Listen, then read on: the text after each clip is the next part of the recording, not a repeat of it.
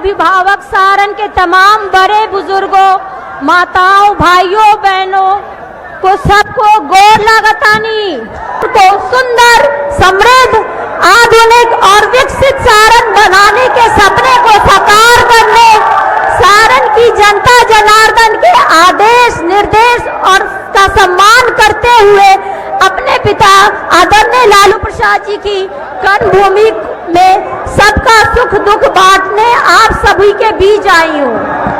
आप कहते हैं कि छपड़ा की बेटी है, चंद्रिका जी यहाँ बैठे हुए हैं, बेटी तो आपकी छपड़ा की है ना, जिसके साथ आपने जो व्यवहार किया।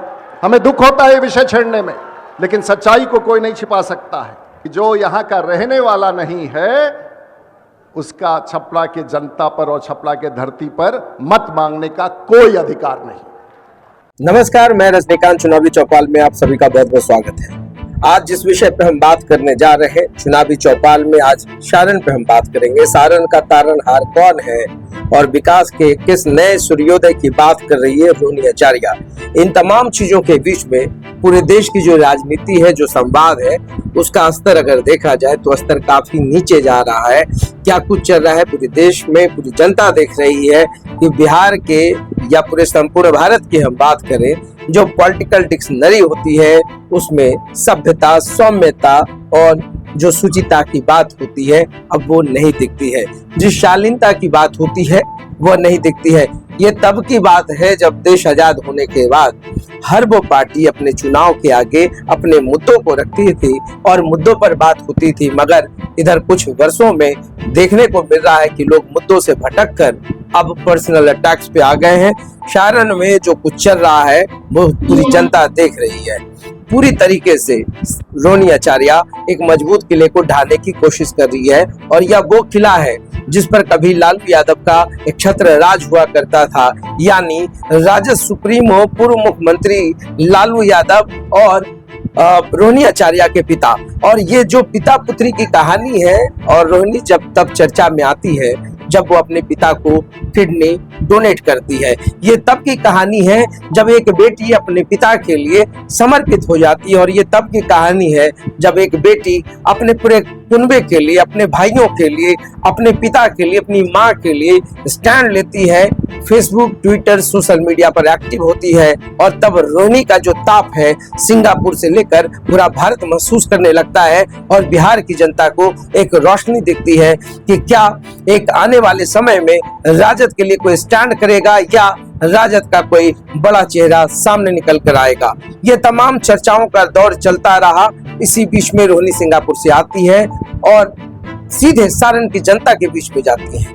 हालांकि पूरा राजद चाहता था, समर्थकों की भी ये इच्छा रही कि सारण से एक बार फिर से राजद का कोई गद्दावर चेहरा सामने आए। यह वो जगह है जहां पर से भाजपा के निवर्तमान सांसद राजीव प्रताप रूडी ने राबड़ी देवी को हराया था। राजद का यह वो किला था जिसे ढाने में लोगों को सोचना पड़ता था, मगर राजीव प्रताप रूडी ने किला ढा दिया। और वो तब इलेक्शन हुआ, वो जेल गए और तमाम चीजों होने के बाद रूडी के लिए रास्ता आसान हो जाता है और राबड़ी देवी हार जाती है। तब से लेकर राजीव प्रताप रूडी सारण या छपरा कहे तो उसका प्रतिनिधित्व कर रहे हैं, पायलट हैं। और इधर रोहिणी आचार्य काफी पढ़ी लिखी हैं, डॉक्टर रोहिणी आचार्य उनके नाम के आगे जुड़ा हुआ है। तो इससे आप यह तो अंदाजा लगा सकते हैं कि लालू परिवार में वेल क्वालिफाइड रोहिणी आचार्य जैसी बेटी सारण की जनता के बीच में है और सीधी टक्कर दे रही है बीजेपी के सबसे कद्दावर नेता राजीव प्रताप रूडी से, जिनको फिर से आसरा है कि एक बार मोदी का मैजिक चलेगा, मोदी की गारंटी चलेगी। पूरे देश में जहां जहां उम्मीदवार हैं, हर कोई मोदी के माला के आगे किसी को समझ नहीं पा रहा है। जहां भी जाओ तो मोदी की गारंटी है, मोदी का चेहरा है। मतलब इतने दिनों में जो सांसद के उम्मीदवार हैं या जो पूर्व में सांसद रह चुके हैं, उनके अपने ऊपर या भरोसा नहीं है। मतलब खुद की गारंटी गारंटी नहीं है, उनको मोदी की गारंटी चाहिए। काम की गारंटी नहीं है, उनको मोदी की गारंटी चाहिए। अपना जो कॉन्फिडेंस लेवल है शायद जीरो है। यही कारण है कि हर कोई मोदी के चेहरे से नैया पार करना चाहता है। हर कोई जो है राम मंदिर के नाम पर खुद की नैया पार करना चाहता है। मगर सारण की जनता जो वोट बैंक है, अगर हम उसकी बात करें तो मैं बता दूं कि जो समीकरण है सारण में, जो यादव कम्युनिटीज हैं उनका 25% वोट बैंक है। ये मैं वो जानकारी बता रहा हूं जो सूत्र के हवाले से मेरे पास आंकड़ा है। ऑथेंटिसिटी में थोड़ा बहुत इधर उधर हो सकता है कि जो आंकड़े मैंने पेश किए हैं उसमें कुछ परसेंट इधर उधर हो सकता है, मगर जो है उसमें हम बात कर रहे हैं राजपूत समाज का 23%, जिससे राजीव प्रताप रूडी इसी फाइलम से आते हैं। वैश्य का 20% वोट बैंक है सारण में। मुसलमानों का यानी मुस्लिम आबादी 13% है, दलित 12% है और अन्य 7%। तो अगर समीकरण पे भी बात करें तो 2 से 3% का मार्जिन है, चाहे वो तमाम चीजें चल रही हैं। मगर इस बीच में देखिए क्या हो रहा है। चंद्रिका राय के बहाने उनकी बेटी को राजनीति का हिस्सा बना करके राजीव प्रताप रूडी राजद परिवार पे हमलावर हो रहा है। अब जो पॉलिटिक्स है, जहां पर रोहिणी एक बेटी की उम्र की है, राजीव प्रताप रूडी जो पहले इंटरव्यू में उन्होंने कहा भी था कि मेरी लड़ाई रोहिणी से नहीं है, मेरी लड़ाई तो लालू यादव से है, और लालू प्रसाद यादव को ही अपना प्रतिद्वंदी मानते हैं। और उन्होंने साफ तौर पर कहा कि रोहिणी तो एक मुखौटा है। अब मगर इस मुखौटा से इतनी झुंझलाहट क्यों कि हर कोई व्यक्तिगत अटैक करता हुआ नजर आ रहा है। रोहिणी आचार्य ने भी पलटवार करना शुरू कर दिया है। जब उनकी भाभी की बात होती है, जब वो नाम घसीटा जा रहा है, तो अब रोहिणी कहना शुरू कर दी है कि जिस व्यक्ति ने अपने परिवार, अपने भाई और भौजाई के साथ न्याय नहीं किया, वो दूसरे के लिए न्याय मांग रहा है। कितनी शर्मनाक बात है। तमाम चीजें हमलावर होते जा रहे हैं, तमाम चीजों को गौर करें। रोहिणी ने कहा कि मैं किसी पे पलटवार नहीं करूंगी। रोहिणी ने कहा कि मैं आरोप प्रत्यारोप लगाना नहीं चाहती, मैं तो खुलकर मैदान में हूं। जानना चाहती हूं कि सारण के जनता के साथ सांसद ने क्या न्याय किया, क्या विकास हुआ। विकास मुद्दा है। वो चाहती है कि सारण को एक बहुत ही आदर्श जिला बनाया जाए। इन तमाम चीजों के बीच में रोहिणी की जो बातें हो रही हैं उस पर हर चीजों पर अगर आप गौर करेंगे तो एक तो बात स्पष्ट है कि रोहिणी ने सारण में तापमान काफी बढ़ा दिया है।